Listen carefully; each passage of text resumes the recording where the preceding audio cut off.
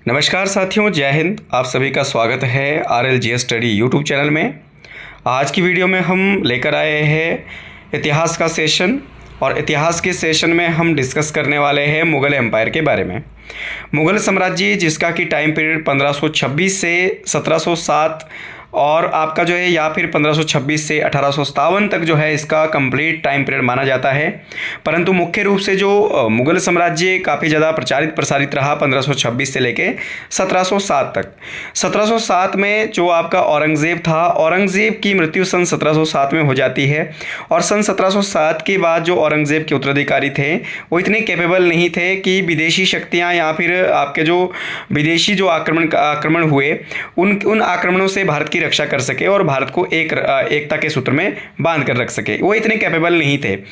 इसी कारण से मुख्य रूप से सन 1707 तक जो है इसका टाइम पीरियड माना जाता है। हालांकि 1857 में जो आपका मुग़ल बादशाह था बहादुर शाह जफर द्वितीय, वो अंतिम मुग़ल बादशाह था जिसको ब्रिटिश सरकार ने गिरफ्तार करके हुमायूं के मकबरे से गिरफ्तार करके रंगून जेल यानी म्यांमार के रंगून जेल में कैद करके रखा, जहां पर उसकी मृत्यु हो जाती है।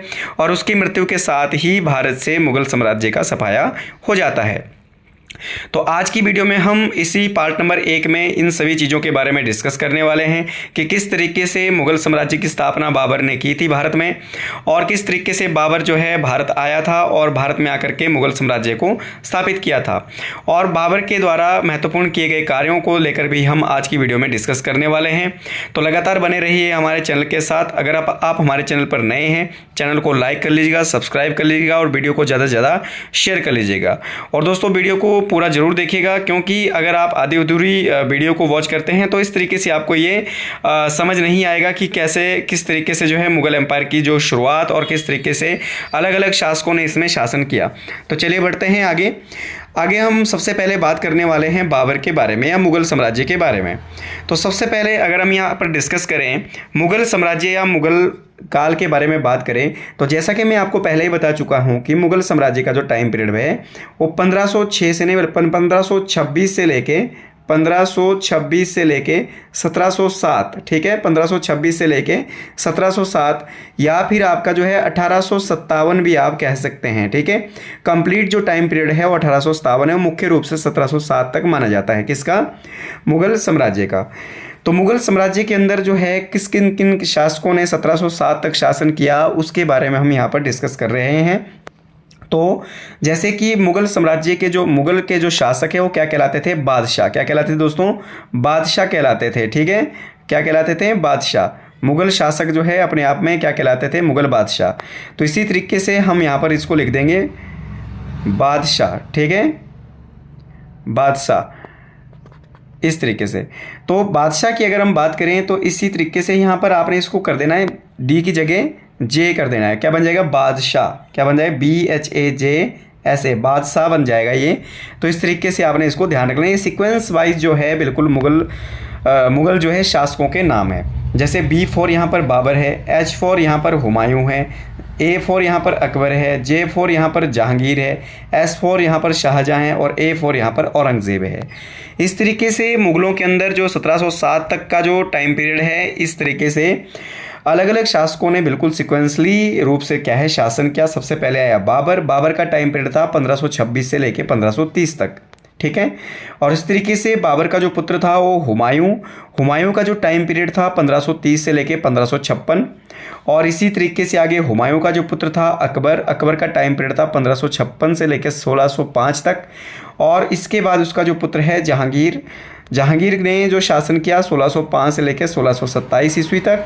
और जहांगीर का जो पुत्र था शाहजहाँ का जो टाइम पीरियड था वो था 1627 से लेकर 1658 तक। और अंततः जो औरंगज़ेब था, शाहजहाँ का जो पुत्र था वो आपका औरंगज़ेब था, जिसने 1658 से लेकर 1707 तक शासन किया। पहले हम इस मुग़ल काल को जो है 1707 तक का जो इतिहास है, इन 5 शासकों के बारे में हम 5 या 6 शासकों के बारे में हम यहाँ पर डिस्कस करने वाले हैं। तो आज की वीडियो में हम बात करेंगे बाबर के बारे में कि बाबर जो था, बाबर का जैसे कि हमने यहाँ पर देखा मुगल साम्राज्य की जो स्थापना की थी वो बाबर ने की थी। किस तरीके से स्थापना की थी उसके बारे में हम डिटेल से डिस्कस करने वाले हैं, ठीक है। और जो बाबर का जो टाइम पीरियड था 1526 से लेके 1530, यानी जो 4 साल का बहुत कम कार्यकाल बाबर का रहा, परंतु इस बहुत कम कार्यकाल में भी इसने बहुत सारे ऐसे कार्य किए। इसमें सबसे महत्वपूर्ण कार्य यही था कि भारत में मुगल वंश की नींव रखी। किस तरीके से बाबर ने मुगल वंश की नींव रखी उसके बारे में हम आगे डिटेल से डिस्कस करने वाले हैं। तो दोस्तों लगातार बने रहिए हमारे चैनल के साथ, और अगर आप चैनल पे नए हैं तो पहले चैनल को सब्सक्राइब जरूर कर लें। तो चलिए बढ़ते हैं आगे। तो सबसे पहले अगर हम बाबर के बारे में बात करें तो जो बाबर था, बाबर का जो शासनकाल था, टाइम पीरियड था 1526 से लेके 1530 तक, यानी 4 साल का इसका शासनकाल था, ठीक है। बाबर का जन्म जो हुआ था 14 फरवरी 1483 को फरगाना में हुआ था, ठीक है। कहाँ पर हुआ था दोस्तों? फरगाना। फरगाना कहाँ पड़ता है? अफगानिस्तान के अंदर पड़ता है ये, ठीक है। तो यहाँ पर इसका जन्म हुआ था, यानी भारत में बाबर का जन्म नहीं हुआ, भारत से बाहर से बाबर जो है भारत में आया था, ठीक है। क्यों आया था, किस उद्देश्य से आया था, ये हम बात करेंगे अभी। तो जो बाबर का जन्म हुआ था 14 फरवरी 1483 को फरगाना के अंदर, ठीक है। और फरगाना कहाँ पड़ता है? अफगानिस्तान में पड़ता है। बाबर का जो वास्तविक नाम था वो था जहीरुद्दीन मोहम्मद। क्या नाम था दोस्तों? जहीरुद्दीन मोहम्मद इसका रियल नेम था। जबकि इसके पिता का जो नाम था उमर शेख मिर्ज़ा। क्या नाम था? उमर शेख मिर्ज़ा इसके पिताजी का नाम था। और ये जो उमर शेख मिर्ज़ा है ये फरगाना का शासक था, ठीक है। फरगाना जो कबीला था, फरगाना के अंदर एक जो आपका कबीला था वहाँ का ये शासक था। 1494 की अगर बात करें तो फरगाना का जो शासक था उमर शेख मिर्ज़ा की मृत्यु हो जाती है, और मृत्यु के बाद इसका जो बेटा है बाबर यानी जहीरुद्दीन मोहम्मद क्या है, वो फरगाना का शासक बनता है, ठीक है। तो इसका मतलब कि बाबर भारत में मुगल साम्राज्य की स्थापना करने से पहले ये फरगाना का शासक था, ठीक है। फरगाना कबीले का ये क्या था? शासक था। और कब बना था फरगाना कबीले का शासक? सन 1494 के अंदर बना था, ठीक है। अपने पिता की मृत्यु के बाद ये फरगाना कबीले के सिंहासन पर बैठा, और उसके बाद जो है इसने आगे का कार्यक्रम शुरू किया। तो इस तरीके से आगे अगर हम बात करें, इसके बाद 1507 में जो बाबर था, बाबर ने बादशाह की उपाधि धारण करी, ठीक है। तो ध्यान रखें ये भी कि बाबर ने पहली बार बादशाह की उपाधि कब धारण करी? सन 1507 ईस्वी में, ठीक है। और इसके बाद जितने भी उसके उत्तराधिकारी आएंगे वो क्या कहलाएंगे? बादशाह ही कहलाएंगे, ठीक है। इसके अलावा जो बाबर था, बाबर की अगर हम बात करें तो बाबर पितृपक्ष की ओर से यानी पिता के वंश की ओर से ये तैमूर वंश का था, ठीक है। तैमूर का 5वां वंशज था। तो ये भी आपने बात ध्यान रख लेना है, पिता की ओर से, पिता जो था इसका तैमूर वंश से रिलेटेड था, और तैमूर का ये 5वां वंशज था, ठीक है। तैमूर वंशज का 5वां जो है वंशज था। और मातृपक्ष की ओर से और माता की पक्ष की ओर से ये जो है वो चंगेज खान का 14वां वंशज था। पिता की ओर से तो था ये 5वां आपका जो है आपका तैमूर था, ठीक है। तैमूर का 5वां वंशज था पिता की ओर से, और माता की ओर से ये चंगेज खान का मंगोलियन जो चंगेज खान था, मंगोल का प्रमुख नेता था, ठीक है। मंगोल जो जनजाति थी, ऐसा कहते हैं कि चंगेज खान के जो है वंशज होने के कारण इसने जो है भारत में मंगोल जनजाति के कारण ही मुगल साम्राज्य की स्थापना की थी, ऐसा कहा जाता है, ठीक है।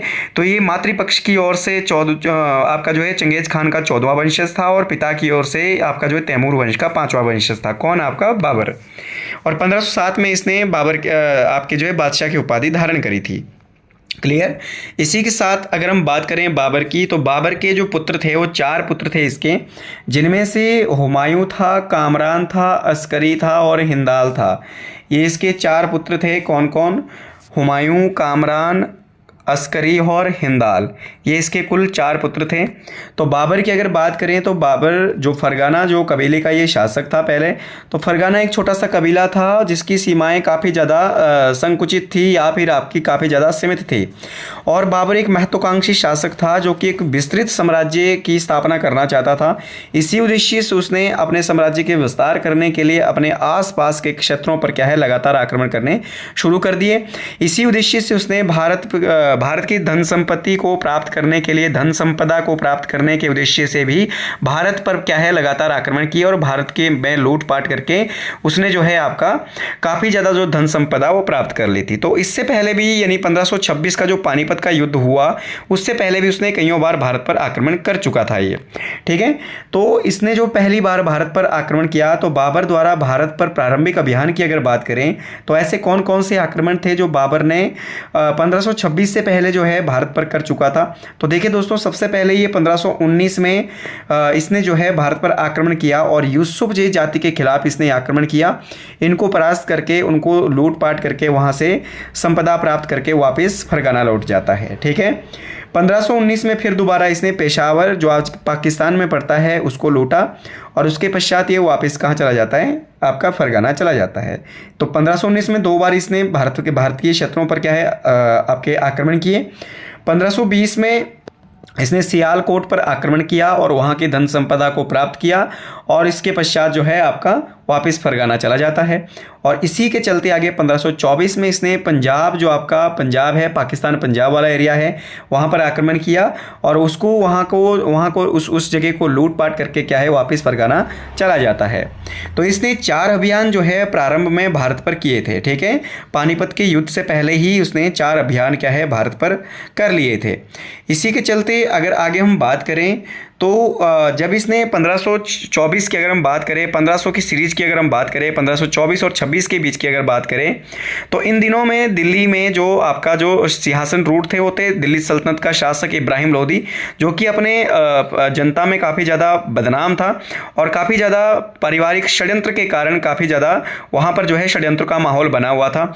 इसी उद्देश्य से उसका तख्ता पलट करने के लिए, इब्राहिम लोदी का तख्ता पलट करने के लिए आलम खान लोदी और दौलत खान लोदी ने बाबर को भारत पर आक्रमण करने का निमंत्रण दे दिया, ठीक है। क्योंकि उनका उद्देश्य था कि किस तरीके से इब्राहिम लोदी को सिंहासन से हटा करके खुद सिंहासन प्राप्त करना चाहते थे, ठीक है। इसी उद्देश्य से उन्हें किसी ऐसे व्यक्ति की तलाश थी जो कि इब्राहिम लोदी को परास्त कर सके। दिल्ली सल्तनत यानी इब्राहिम जो लोदी था, जो लोदी वंश का जो प्रमुख शासक था इब्राहिम लोदी, उसको परास्त करने के लिए उन्हें किसी विशेष जो है आपके व्यक्ति की जरूरत थी और उनकी नज़र में ऐसा कार्य बाबर ही कर सकता था, ठीक है। इसी कारण से आलम खान लोदी, जो इब्राहिम लोदी का चाचा था, आलम खान लोदी और दौलत खान लोदी, इन दोनों ने क्या किया था, भारत पर आक्रमण करने के लिए बाबर को निमंत्रण दे दिया, इनविटेशन दिया, ठीक है। बाबर ने सबसे पहले दौलत खान को हराया। इसी उद्देश्य से बाबर भारत आया था और सबसे पहले दौलत खान को हराया और उसके बाद जो है आपका आलम खान लोदी को हराया, जिन दोनों ने निमंत्रण दिया था पहले उन दोनों को ही परास्त किया। और उसके बाद 21 अप्रैल सन 1526 को पानीपत के पहले युद्ध में जो है आपका पहला जो आपका युद्ध हुआ 21 अप्रैल 1526 को, कौन सा, पानीपत का ये पहला युद्ध हुआ, किसके बीच में हुआ, बाबर और इब्राहिम लोदी के बीच में होता है। दिल्ली सल्तनत का जो शासक था, अंतिम शासक था, होता है इब्राहिम लोदी। इन दोनों के बीच में युद्ध होता है और इस युद्ध में जो आपका इब्राहिम लोदी है वो युद्ध में परास्त के होने के साथ साथ युद्ध में वीरगति को प्राप्त हो जाता है। और इसी कारण से इब्राहिम लोदी के मारे जाने के पश्चात भारत से जो है दिल्ली सल्तनत का अंत हो जाता है। और दिल्ली सल्तनत के अंत होने के बाद जो बाबर जो था उसने फरगाना को छोड़ करके भारत में स्थायी रूप से रहना शुरू कर दिया और भारत में नए वंश, मुगल वंश की स्थापना 1526 में पानीपत के युद्ध के पश्चात वो आपकी जो है उसकी नींव रखी। तो इस तरीके से आपका जो बाबर भारत आया था, बाबर को भारत बुलाया गया था, किसके द्वारा, आलम खान लोदी और दौलत खान लोदी के द्वारा। किसको हराने के लिए, इब्राहिम लोदी को हराने के लिए।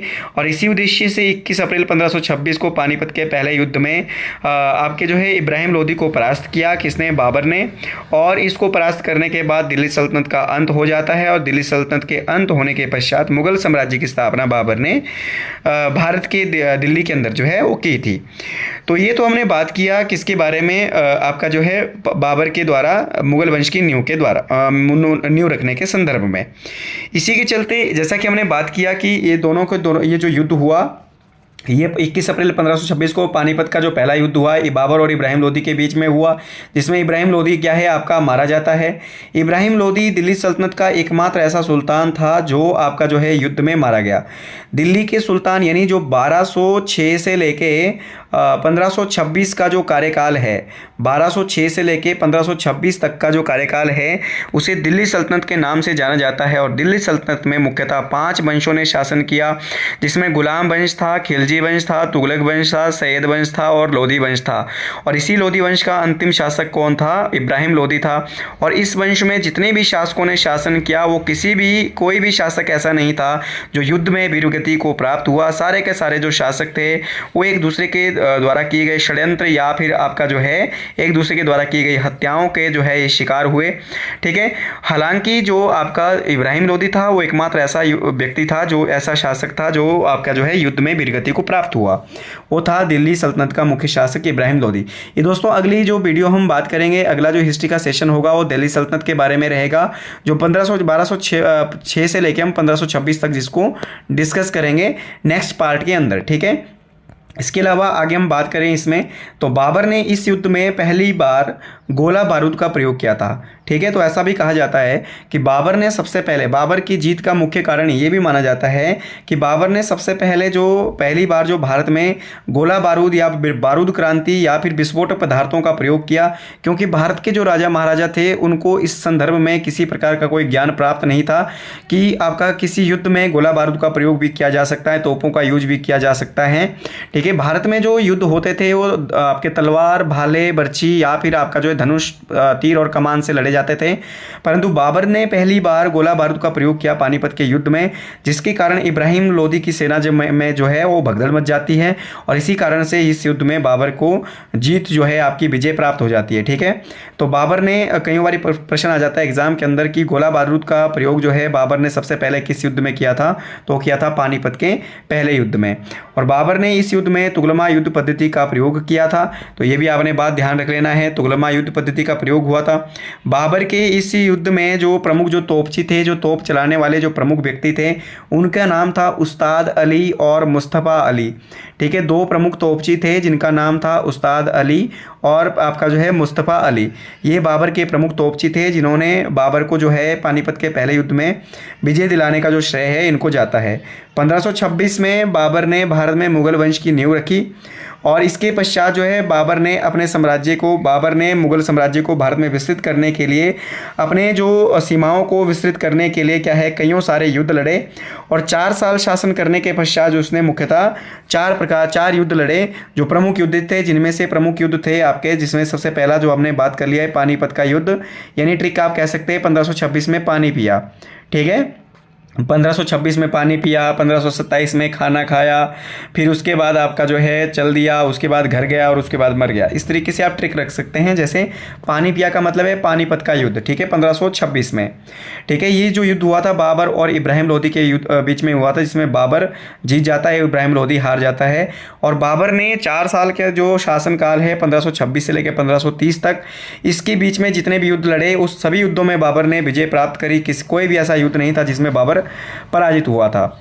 इसके बाद जो है आगे अगर हम बात करें तो दूसरा जो प्रमुख युद्ध लड़ा था बाबर ने, वो लड़ा था आपका जो है खानवा का युद्ध। ठीक है, कनवा या खानवा का युद्ध। ठीक है, 1527 में खाना खाया का मतलब है यहाँ पर कनवा या खानवा का युद्ध। ठीक है, कनवा या खानवा का युद्ध, ये युद्ध जो हुआ था बाबर और राणा सांगा के बीच में हुआ था, जिसमें बाबर ने राणा सांगा को परास्त करके आपके जो है विजय प्राप्त कर ली थी। और बाबर ने पहली बार इस युद्ध में जिहाद शब्द का प्रयोग किया था। पहली बार जो जिहाद शब्द है वो बाबर ने किस युद्ध में किया था, वो कहनवा या फिर कनवा की लड़ाई के अंदर किया था। और इसी युद्ध में बाबर ने गाजी की उपाधि भी धारण करी थी। ठीक है, गाजी की उपाधि क्या है, धारण करी थी। तो ये भी कई बार प्रश्न आ जाता है कि बाबर ने किस युद्ध में गाजी की उपाधि धारण करी थी, तो वो था आपका खानवा का युद्ध 1527 में। अगला साल 1528 में जो उसने महत्वपूर्ण युद्ध लड़ा वो लड़ा चंदेरी का युद्ध। इसका जो प्रमुख ट्रिक है चल दिया। ठीक है, 1526 में खाना खाया, फिर 1526 में पानी पिया, फिर खाना खाया, फिर चल दिया। ठीक है, चल दिया का मतलब है चंदेरी का युद्ध। चंदेरी का युद्ध कब हुआ था, 1528 में। ये किसके बीच में हुआ था? बाबर और राजपूत राजा जो था मेदिनी राय, उसके बीच में ये युद्ध हुआ था और इस युद्ध में मेदिनी राय परास्त हो जाते हैं। और इस युद्ध में महिलाओं ने काफ़ी ज़्यादा, जो ऐसा कहा जाता है कि बाबर ने काफ़ी ज़्यादा कत्लेआम करना इसमें शुरू किया था और बच्चे बुजुर्ग और बूढ़ों आपके जो महिलाओं को काफ़ी ज़्यादा जो है यहाँ पर मौत के घाट उतारा गया था। और इस युद्ध में जो है बहुत सारी महिलाओं ने बहुत बड़ा जो जौहर आपकी जो है किया था। जौहर का मतलब है अपनी मान मर्यादा की रक्षा करने के लिए महिलाएं ने जो क्या है अपने आप को आग में समर्पण कर लिया था। ठीक है, तो आपका जो है ये युद्ध हुआ था चंदेरी का युद्ध सन 1528 में, किसके बीच में? बाबर और मेदिनी राय के बीच में युद्ध हुआ था, जिसमें मेदिनी राय हार जाता है। और नेक्स्ट अगर हम बात करें 1529 की अगर बात करें तो 1529 में जो प्रमुख युद्ध हुआ था वो हुआ था घर गया का मतलब है घाघरा का युद्ध। कौन सा युद्ध है? घाघरा का युद्ध। जो घाघरा का युद्ध है ये हुआ था 1529 के अंदर। ये किसके बीच में हुआ? बाबर और अफगानी सेना के बीच में हुआ था, जिसमें अफगान जो है बाबर के द्वारा पराजित कर दिए जाते हैं। समस्त अफगान की जो आपकी संगठित सेना थी उसको बाबर ने पराजित कर दिया और इस तरीके से अफगानों के क्षेत्र पर भी क्या है आपका बाबर का अधिकार हो जाता है। ठीक है, और अफगानों के नेतृत्व की अगर बात करें तो अफगानों का जो नेतृत्व किया था मोहम्मद लोदी ने किया था। और मोहम्मद लोदी ये भी लोदी वंश से ही संबंधित था, क्योंकि लोदी वंश जो है अफगानी शासकों के द्वारा वो स्थापित किया गया था, लोदी वंश। ठीक है, और इसी के चलते 1530 में बाबर की क्या हो जाती है? मृत्यु हो जाती है। तो इस तरीके से 1526 से लेकर 1530 तक का जो टाइम पीरियड था वो किसका था? बाबर का था। और बाबर की जो मृत्यु है सन 1530 में हो जाती है। इसके अलावा बाबर ने 4 प्रमुख युद्ध लड़े और विस्तृत साम्राज्य की स्थापना करी, जिसे मुगल साम्राज्य के नाम से जाना जाता है। और बाबर की अगर हम बात करें बाबर के संदर्भ में, तो बाबर जो था ये सुन्नी रूढ़िवादी व्यक्ति था। ठीक है, तो ध्यान रखना दोस्तों, ये जो था ये सुन्नी मुसलमान था और रूढ़िवादी, यानी रूढ़िवादी मतलब प्राचीन जो आपकी धारणाएं थी, प्राचीन जो आपकी जो परंपराएं थी उसमें काफ़ी ज़्यादा विश्वास रखता था। ठीक है, वह प्रसिद्ध जो है सूफी संत ख्वाजा उबैदुल्ला आहार का क्या है? अनुयायी था। ख्वाजा उबैदुल्ला आहार जो था उसका प्रमुख अनुयायी या उसका प्रमुख फॉलोवर था। ठीक है, बाबर जो था वो फारसी और अरबी भाषा का भी विद्वान था। ठीक है, फारसी और अरबी भाषा का अच्छा खासा ये ज्ञान रखते थे। ठीक है, और बाबर द्वारा जो है मुवैयन पद शैली का आविष्कार किया गया था। मुवैयन जो पद शैली है काफ़ी ज़्यादा प्रचलित है, तो ये आपकी जो है फारसी शैली है। तो इस शैली का जो आविष्कार है किसने किया था? बाबर ने किया था। और इसी के साथ आपका जो है बाबर को स्वयं की आत्मकथा का राजकुमार कहा जाता है। इन्होंने स्वयं की जो बायोग्राफी है, स्वयं की जो आत्मकथा है लिखी थी, जिसका नाम था बाबरनामा, वो इन्होंने खुद लिखी थी। इसी कारण से इनको स्वयं की आत्मकथा का राजकुमार कहा जाता है। किसको? बाबर को। और एंड देन अगर हम बात करें बाबर के अन्य कार्यों के बारे में, तो बाबर ने जो लिखा था अपनी आत्मकथा जो इन्होंने लिखी थी बाबर के द्वारा, जो अपनी इसकी जो आत्मकथा थी उसका नाम था तुज्जुक ए बाबरी। कौन सा नाम था? तुज्जुक ए बाबरी। और बाबरनामा की जो रचना है इसने वो चुगताई या तुर्की भाषा में की थी। ठीक है, तो चुगताई या तुर्की भाषा में पहले बाबर ने इस भाषा का प्रयोग करके अपनी आत्मकथा तुज्जुक ए बाबरी लिखा। और बाबरनामा का जो फारसी में अनुवाद है वो अब्दुल रहीम खान खाना ने किया था। अब्दुल रहीम खान खाना ने इसको जो है चुगताई या तुर्की भाषा से फारसी भाषा में कन्वर्ट किया। और बाबर की मृत्यु जो है 26 दिसंबर 1530 को हुई थी और उसे आगरा के आराम बाग में दफनाया गया था। तो ये भी आपने ध्यान रख लेना, इनका जो मकबरा है वो आराम बाग में पहले इसको दफनाया गया था।